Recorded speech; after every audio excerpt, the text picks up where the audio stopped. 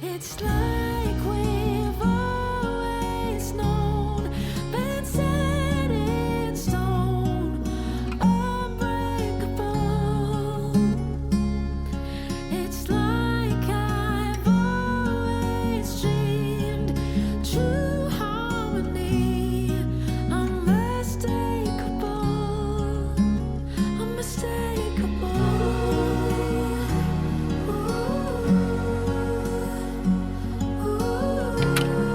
Hi guys, welcome back to the House of H.E.R. I'm Holly. And I'm Molly. And today's episode we are going to be talking about all things love bombing or love. How do you know the difference? I thought you was going to say I have no idea. do have an idea. I think I do. But I'm a fool. I literally have a sign above my head. Like, I am the worst person for falling for love bombing. So I'm just going to do a quick trigger warning. In this episode, we speak about themes of trauma, mental health, and abuse. If these topics feel too raw right now, it's okay to pause, step away, or come back when you're ready. Love bombing.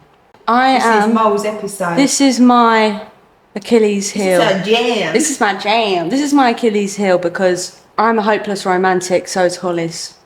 Hollis. Hollis is Hollis. Hollis and Mollis. Hollis and Gromit. Hollis and Mollis. We've lost the complete mind. It's like 9 o'clock. Anyway, love bombing is just... This is your jam. This is me because I don't find it alarming that someone would meet me and fall in love straight away. Some man commented on my TikTok video the other day, "Please, your beauty is scattering my Brian. Be my girl." Brian. He meant brain. I shared it to my story. That's a red flag in itself. "Please, your beauty is scattering my Brian, comma, be my girl." Yes, absolutely. Where do I sign? Like, of course I will be your girl. Yes, that is all it takes. Yeah. I met a boy out a couple of weeks ago. He asked me to marry him. Yes, of course I will. I said yes. No question. Like, yeah. Yeah. You like me enough to marry me. Fantastic. That is all it takes. And that is my red flag. Yeah. And I think it's not my fault. It's your fault. No. That's a you problem. That's a you problem. But I watch Disney movies. I love a Disney movie. I watch princesses falling in love with princes. I genuinely believed that was my fate. Yeah. And they love at first sight. I think it's so hard. We've had many conversations, and actually we had one earlier in the car, didn't we? And I know you've got quite a different story. Mine isn't a typical love bombing. Yours is. But also I think this is such a conversation that needs to be had because I feel like there is so many blurred lines with this, and there's so much... Yeah. Probably so many people out there, and probably questions that, being honest, I still ask myself. Yeah, well, you said to me at earlier. the end of the day, we are on this journey. We are learning right here with you. We've been right through here, right now. We've been through the mill, the trauma mill.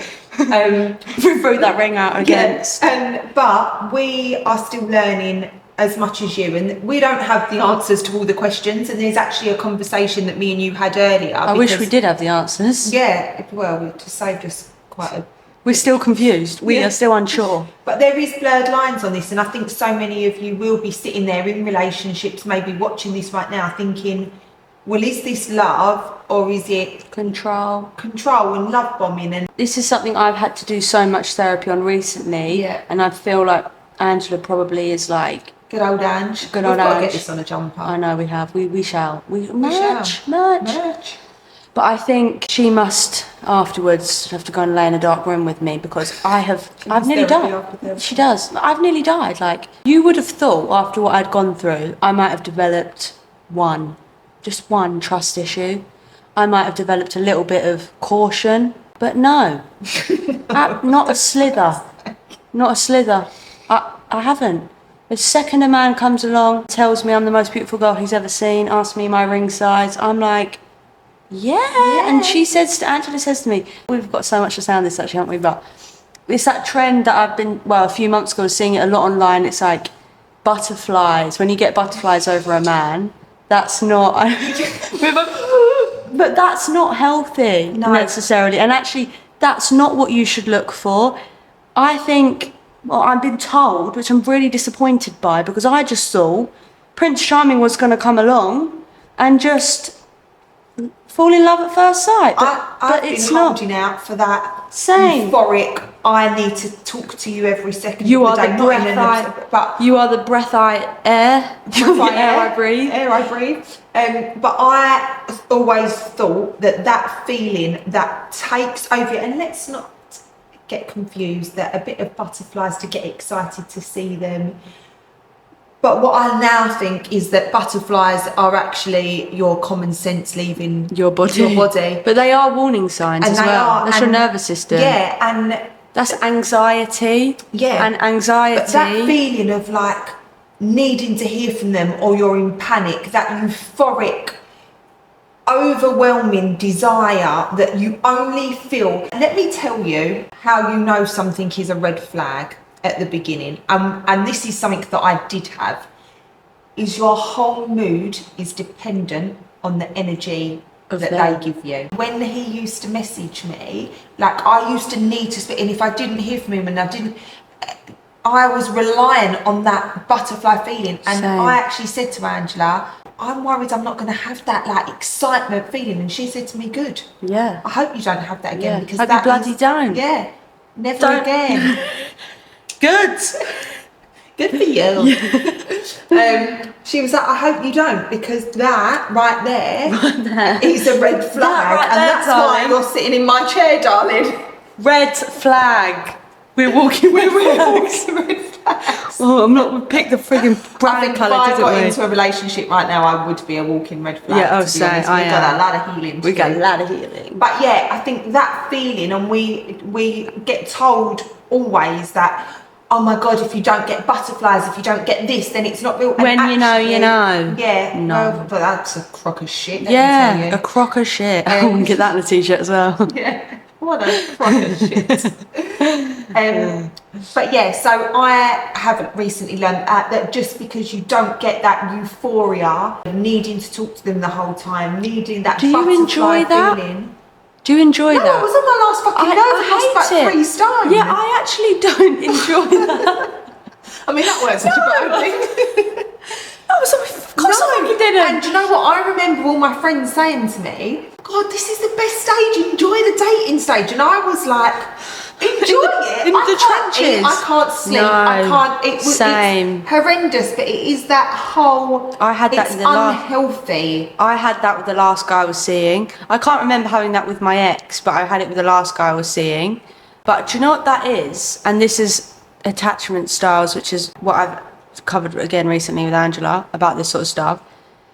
That's insecurity. That's what I think you need to look for. Do you feel secure Yeah, and in this is, relationship? Do you feel secure, stable? Thing with the last guy I was dating, he would text me, I'm going to eat.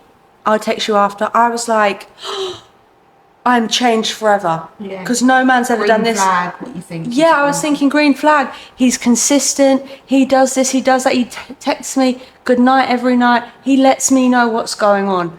I thought, green flag. I said to my dad, my poor dad, this is how I'm meant to be treated. I literally said, this is it. I've never been treated like this before. This stupid girl. No inner critic, but like, oh, I hear myself saying it. But like, I said to my dad, this is it. This is what I'm supposed to be looking for. Even if it doesn't work out with him, I now know this is the bar. This is how I'm supposed to be treated. And I will never accept any less than this. And actually, that was a pile of jank. And I'm so sorry to anyone who watched my Insta stories because I did talk about it at the time. And I was wrong. This is not. We're all learning here. We're all learning, guys. We've still not got it right. But that wasn't, because that was consistent for a month, and then I can tell you the date of the first time he didn't say goodnight to me, and instantly I noticed And the thing it, is, and and then I I'm on think edge. this is where it then gets... Then their energy starts shifting. The energy and shifts and you notice it, and then you get started to call crazy. Yes, oh my God, do you know what? Just because I haven't just said being goodnight. myself. Well, yes, because you've said that every single day, and some 70 paragraphs Consistency. of good night. You I love you gorgeous, so beautiful much. woman. Yeah, and then you go to nothing, and it's like, well, it's one night. I didn't say good night. The difference here is, like you said, Mo, you've had relationships where you didn't have that. You looked forward to speaking to them, but your nervous system knows. And I have had that before. I've never, in all the other relationships that I've got into, it's felt calm. You know, you still get excited to talk to them, but I've never felt calm. have you not? The only time I've felt calm, I don't think I've ever had a healthy relationship. I've always had that. Yeah, I mean, And I haven't had the best, healthiest relationships, but I've never felt like a panic if I didn't hear from them. I always felt like that in every see, relationship. yeah. Even at 15 years old, Yeah. I learned. I had a 17-year-old boyfriend, and oh God, yeah, I had that. Yeah. And I've had that in every relationship. And then when that boy didn't do it for the first month, and I felt secure, oh my God, this is it. This is how it's supposed to be. I feel great, and I did. And I had a secure attachment, and I felt healthy and secure. But he then, after a month, started moving the goalposts and shifting in small ways, but we're still doing all the right things. And when I'm talking to people, they're like, Molly, you just didn't say goodnight, like, maybe you're not ready today, and things Yeah. like that. And actually, no, I got out of that within 3 months, and that's what Angela said to me. I was kind of beating myself up a little bit, because I was like, have I learnt nothing? Like, I have a sign above my head saying, manipulate me. And what I'd said to Annabelle, who I work with, a couple of days before I called off with him, I had a gut feeling for weeks. Gut feeling, just listen to it. He was lovely, did all the right things. He ticked all the boxes. When I told people about him, they were like, oh my God, yeah, but something fell off. And it was taking up so much space in my brain because something just didn't feel right. And I was saying to Annabelle, I really, really do not want to not listen to my gut again, and I just can't do it to myself. Yeah. And in the end, I did end up stopping with that boy, and I left that, and I was right. I think energy doesn't lie, and I think that's what the biggest thing that I would say in these situations is love makes you feel calm. If your energy feels erratic, if it feels nervous, if your whole mood is dependent on that other person and how they're communicating with you, how they're acting with you, your nervous system knows. If you're hyper aware of that and you're thinking about it, that's the thing for me. What I want to say is that's really important. That's just made me realise something. He was really secure at the start. He was still doing all the right things and ticking the boxes, but little things had changed. But I became very fixated on what he was doing. I was aware of how frequently he was texting me. I was aware. It wasn't just calm, natural flow. which is Yeah. you start to, and that's exactly how I was, and I think that is it. You can't, if your body is trying to tell you something's off, if you don't feel calm and relaxed, that is a massive Red flag. And what Angela says to me about this in the dating stage, because I'm dating, maybe I shouldn't be, but I am. But she says in the dating stage, when like I'm talking to her about boys, and I'm like, oh yeah, he tells me I'm so beautiful and how amazing I am, and da da da da. And Angela's like, that's a bit soon, isn't it? Don't you think that's a bit of a red flag? To me, I'm like, no, I think that about myself. But what she says is, you should be aware of when you first meet someone, them trying to bypass the getting to know you stage, which I do not do. Mm-hmm. I literally met a boy a few weeks ago, and it was the same thing. Like, if someone, and I do still find myself now, if a boy comes up to me and is like, you're amazing, let's get married, love you, and they're just trying to bypass that, I am bypassing it with them. Like, yes. It's an issue of me too. Like, I'm like, yeah, we are getting married. What you doing Saturday? I don't think, hang on a minute, let me get to know you. Let you get to know me. And I think, as I'm reflecting right now in this very moment, because Angela asks me this question and I don't really know. She doesn't ask me this question, but she says, what is it you're getting from that? And I didn't really know. But as I'm sat here saying it, I think what I'm realising is, this is going to be really deep and sad, but this is going to be really deep and sad, but I think it's because, see, now I'm really starting to feel. Oh, I'm reconnecting. she's feeling, guys. She's feeling. I'm like the Grinch. Well, no, I'm full of love, aren't I? But aren't I? Don't you know it? She doesn't feel her own emotions. No. I think you feel everyone else's. Yes, I do. Don't feel your own. That's so true. But I think what I've realised as I'm saying that, I think I'm so desperate. I think I just really want to be loved. Yeah. And I'm exactly the same. I think I've had a need since I was a little girl. Because my parents are divorced and everyone's lovely and everything, but it's always two families, and I'm the only child from both my parents. I think yours is more of an acceptance thing as Yeah. well. You want to be accepted. Yeah. I want to be enough, but like for me, it's like that's my if you've got divorced parents, you can probably relate. My dad's side, everyone really loves me and it's great, but my dad's side of the family, they're always all together in their family. My mum's side of the family, they're always together in their family. I'm always in between. Yeah. And I think you just want your place. Yeah, and I think the reason I want that so much is because I want that safety all the time. Like when I'm with them, I don't have, wherever I go, there's someone missing, or I'm missing out on something else. And I've had that my whole life. I don't remember my parents being together. Yeah. And I've had a great upbringing, and I'm really, really, really lucky to have the people in my life that I do. But I think that plays into it. But I think there's my inner child. I can actually hear we do a lot of inner child work in therapy for me. But my inner child, I can literally hear her right now. They tug your sleeve tugger anyway, don't say that. But my inner child, I feel her. It feels vulnerable. I feel childlike. And there's a little girl in me who watches Sleeping Beauty and all of that. And she just wants to be completely and utterly loved wholeheartedly and protected and looked after and safe. And I think for me, where I've always moved between parents' houses, I've not had that stable, constant safe place. Like my dad moved away for a bit, and I've always been on the go. Even Christmas Day, I spend every Christmas Day in the car. I've never had that. What I have because I have two. Yeah, and I do have the same. Yeah, I think that will make so much sense to people that come from. But that like constant. And I think that's what I look for. I think there's a part of me, which I'm just realising now, there's a little girl inside me, that as soon as a man comes up to me and is like, you're like, yeah, I'm going to marry you, I'm like, yes, let's fall in love right now and be together forever and look after each other. Yeah. And actually, that's not healthy. They're trying to bypass, I don't know you. You don't know me. Yeah. We might not get along. And then I set myself up for failure because after date number two, and then it becomes, and you're desperate, you're obsessed. Yeah, and then you don't actually get to know each other deeply, and this is what we have a you conversation don't get to know about them. You don't get to know each other, and then when you do start to get to know each other, you come out of that euphoric state, and it's not real. And I think, and you ignore the red flags. You're living a lie. You're creating a false narrative and a fairy tale in your head, and you're not really getting to know this person either, and they don't know you. You don't know each other. Yeah, and I think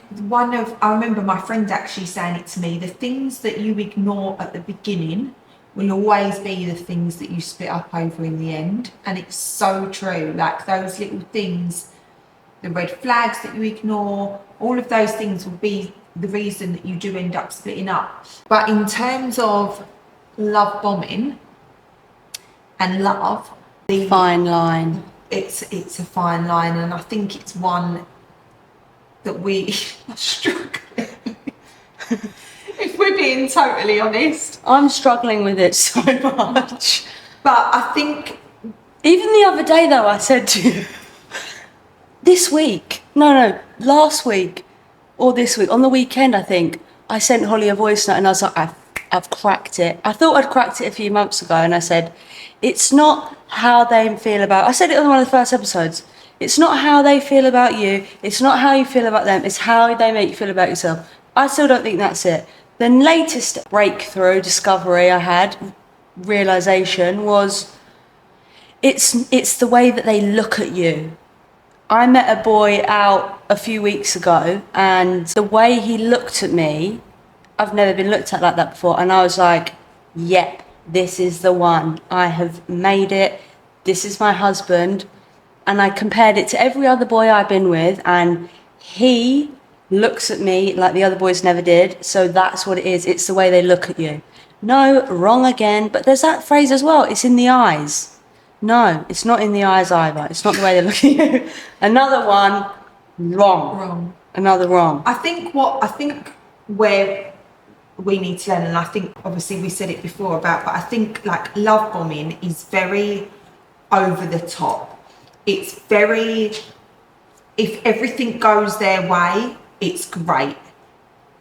If there's no, it's constant calls and That's texts. conditioning. It's over the top gestures. But they're starting to condition you from there because they're giving you everything you want and selling your dream, and then you put a foot out of line and they pull that away a little bit. They don't respect your boundaries. It's constant calls. It's over the top gestures. It's moving so quickly without even getting to know you. You don't feel calm. The minute you say no and you don't respect their boundaries, there's a problem. And they don't respect your boundaries. Yeah, and they don't respect your boundaries. It's a problem. And I think it's conditional. Yeah, so I think love bombing feels very addictive. It's that euphoric high. You are craving. It's not secure. It's unstable. It's exactly that. Whereas a love feels calm. It's respectful. It's not One thing I used to always say to my ex-boyfriend all the time. There's two things actually I'm gonna point to.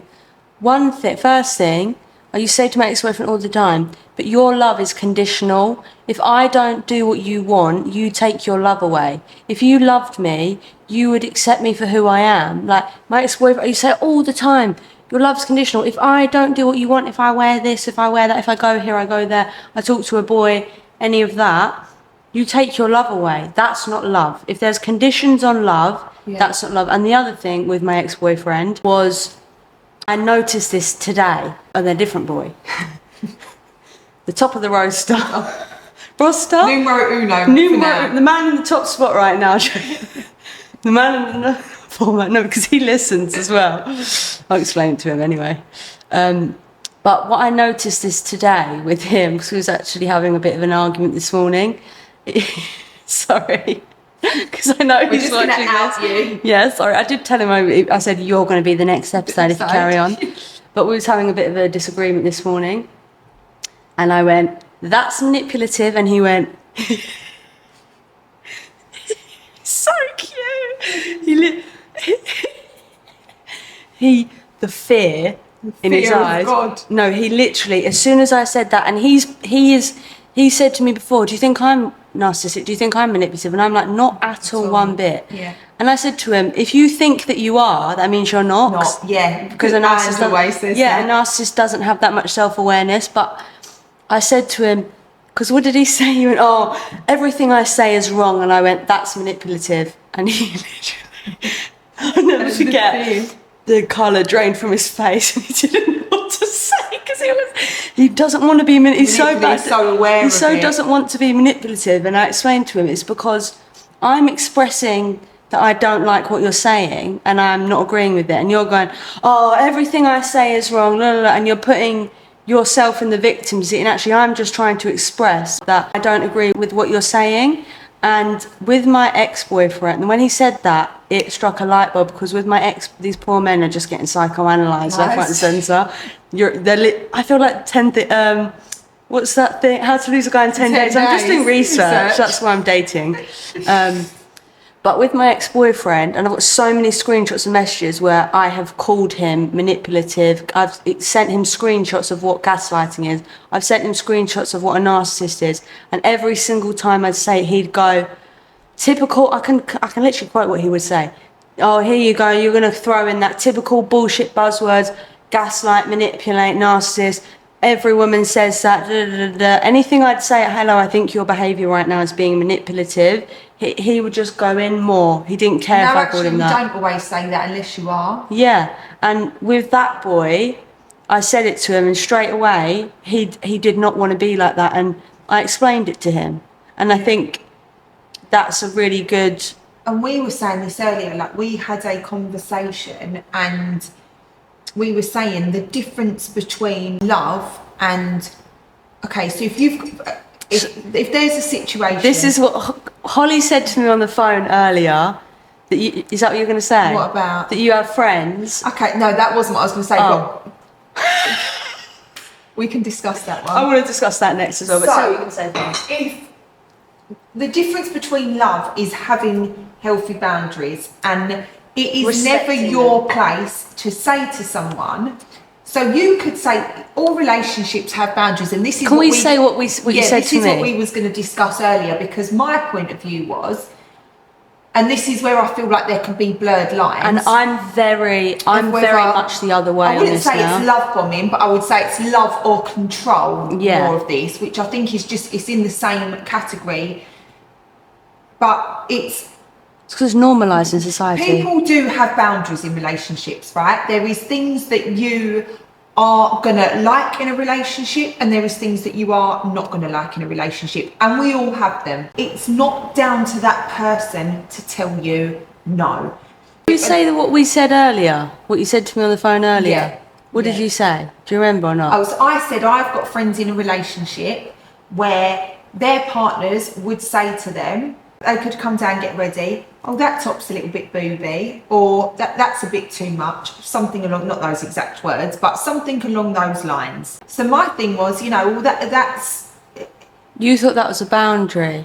Well, I don't necessarily think it's how they react to it. There could be things, I think, in relationships that I don't think anyone should ever be able to tell someone, you can't wear that. Perfect example is if I used to do for Georgie London Get Ready With Me's, in my underwear, I'd get called a slag, right? I watch girls on Instagram all day and every day with children, married in relationships, doing Get Ready With Me's, perfectly stable relationships, and their partners don't care because they're secure. The point here is, if someone says to you, I don't like that, and you choose to do it, it's on them to decide whether you are the right person for them. So this is what me and Holly spoke about I went earlier. a really roundabout way of getting that out. But Holly called me and she said, and I'm kind of really, because of what I've been through now, I really am firm on this. But Holly said to me, I have friends who are in healthy, loving relationships, and sometimes their partners might say, oh, I'm not sure if that's a bit booby, or I don't want you wearing that. And my point was, that is controlling.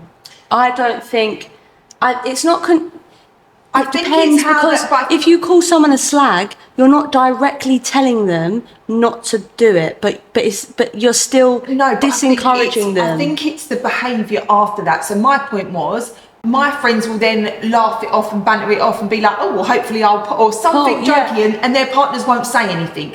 The difference with control is they would make that comment, and if you bantered it off, if you carried on and you went out with it, it would be silent treatment, it would be abuse, it would be, you can say to someone, you are allowed to say, I don't really like that. I don't know. I really want to talk about this, because if I want to go out in a booby top and I haven't asked for my boyfriend's opinion, why is he giving it to me? This is what I choose to put on my body. Yeah. This is what I feel comfortable going out in. This is what makes me feel good.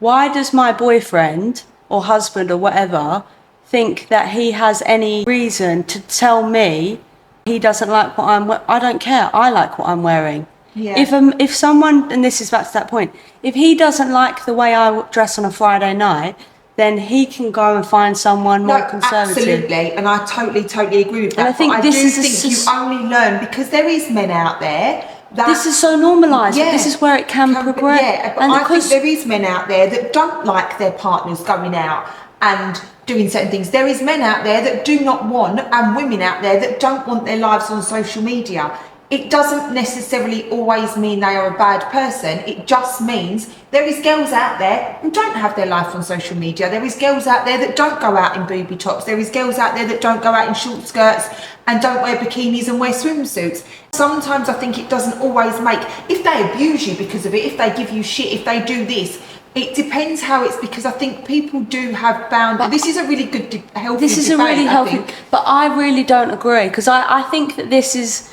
so normalised in society, and I've grown up around this, and this is why I think I accepted what I accepted from my ex-boyfriend, because I see it happen so often. Where I've got loads of friends whose boyfriends, literally most of my friends' boyfriends, don't like them having boy mates. loads of them. Oh, absolutely. And they're in loving relationships. I think that's wrong. I do not think, and I have an example for this, really good one, because I experienced it today.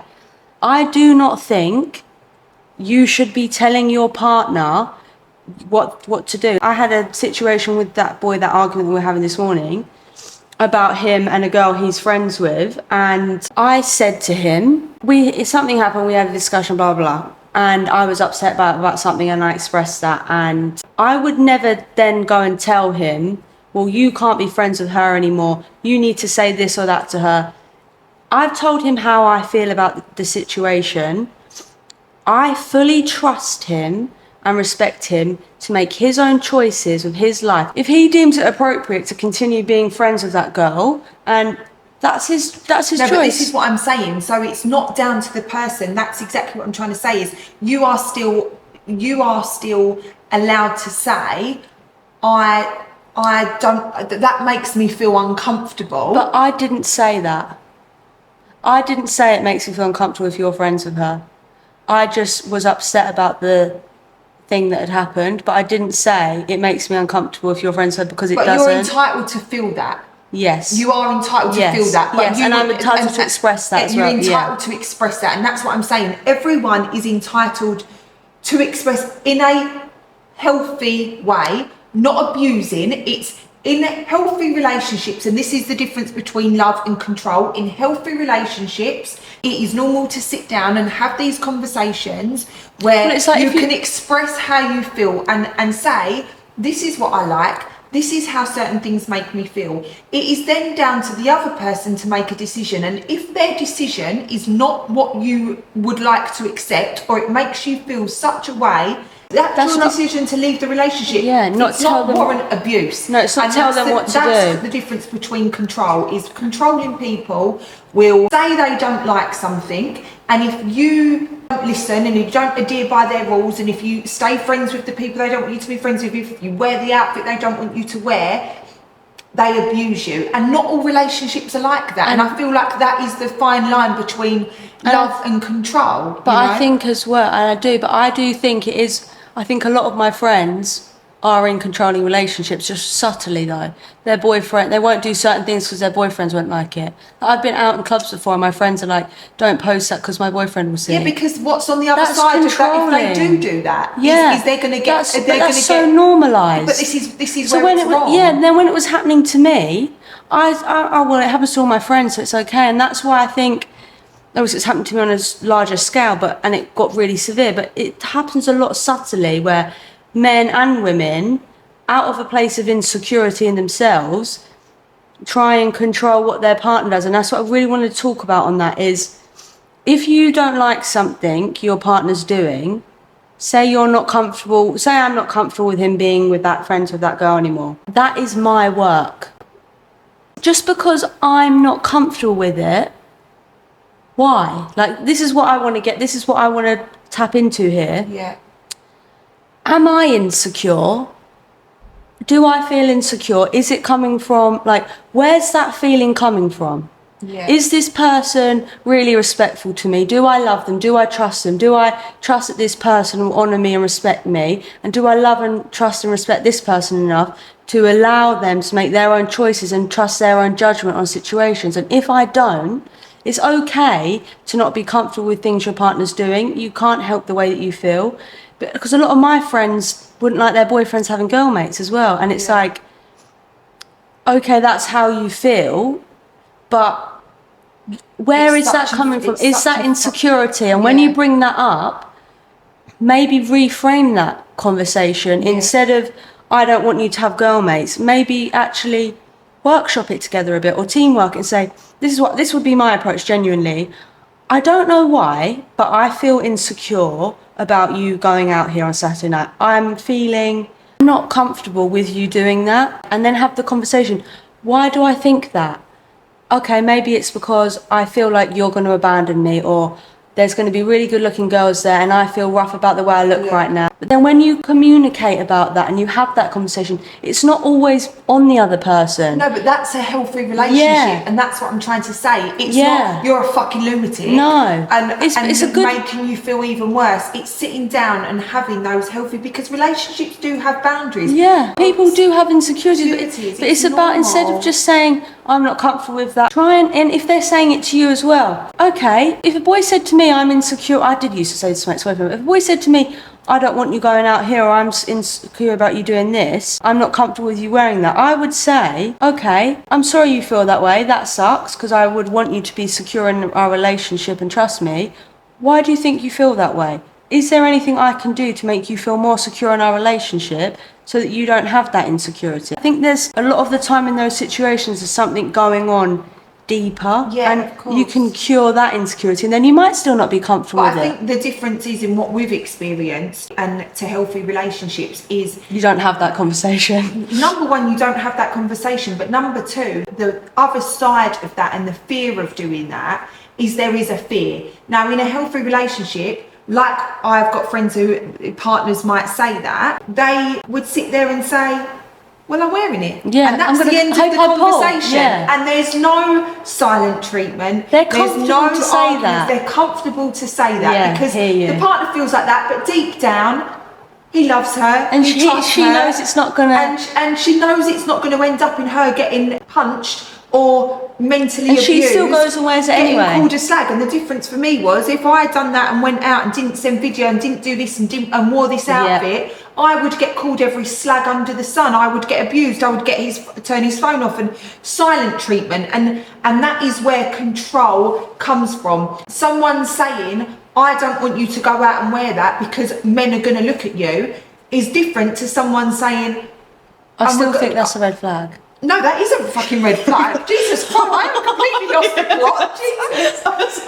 No, that is a red flag, because any man that is secure in themselves would say, oh my God. You look unreal, babe. Look at that. You're mine. You're coming home with me tonight. Get as many free drinks as you can, honey bunny.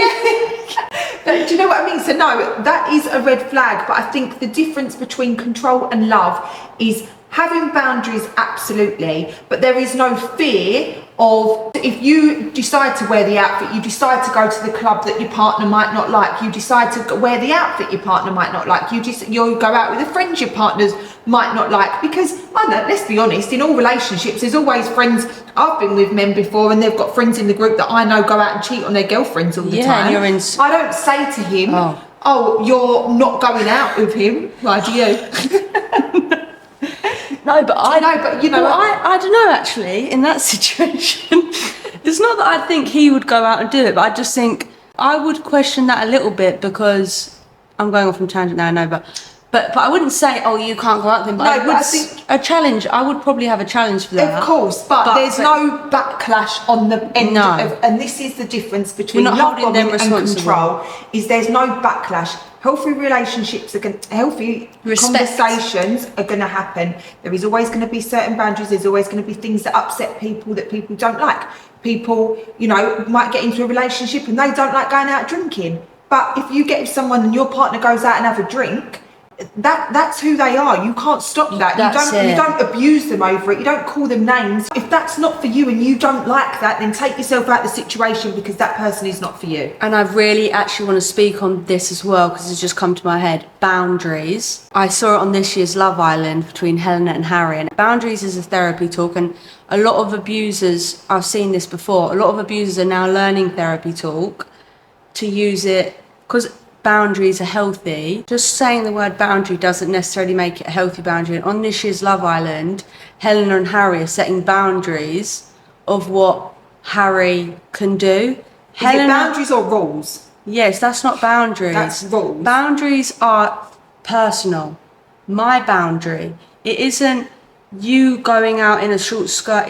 That's not my boundary. No, that's a rule. And I think the bottom line is, if there is a backlash, and for me and for you, Mos, there was a constant backlash. If you are in fear to not do something, if you are stopping going out wearing what you want, if you are stopping going to the places that you like, if you are stopping seeing the people that you like, spending time with the people you like, wearing what you like, saying what you like, if you are stopping any of those things, because if you do them, there is, what's the word, repercussions or consequences for you doing those things. You are not in a loving relationship, you are in a controlling relationship. And when you are with someone who loves you for you, be you, they encourage you, support you.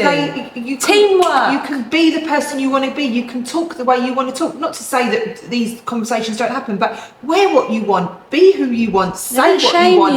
And this person is like, yeah, that's my girl. I love you. Get it, honey? I've got the definition of boundaries up because I'm seeing the word boundaries used a lot on Love Island this year in the wrong way. And it is getting my goat. So personal boundaries are the limits and rules we set for ourselves within relationships. Boundaries are important for people to understand. I've had to set a lot of boundaries in my life since going to therapy with a lot of people in my life. Everyone, basically. A person with healthy boundaries can say no to others when they want to, but they are also comfortable opening themselves up to intimacy in close relationships. A person who always keeps others at a distance, whether emotionally, physically, or otherwise, is said to have rigid boundaries. Alternatively, someone who tends to get too involved with others has porous boundaries. I have porous boundaries. Common traits of rigid, porous, and healthy boundaries. I'm learning this as I read it. So, rigid boundaries. Avoids intimacy in close relationships, unlikely to ask for help, has few close relationships, very protective of personal information. My ex-boyfriend had rigid boundaries. May seem detached even with romantic partners. Keeps others at a distance to avoid the possibility of rejection. Porous boundary. So rigid boundaries, I'd say it's like that, far away. Porous boundaries is me. I think a lot of people are going to relate to porous boundaries. Overshares. This is a list of me and you, by the way, just so you know. I'm exposing us both.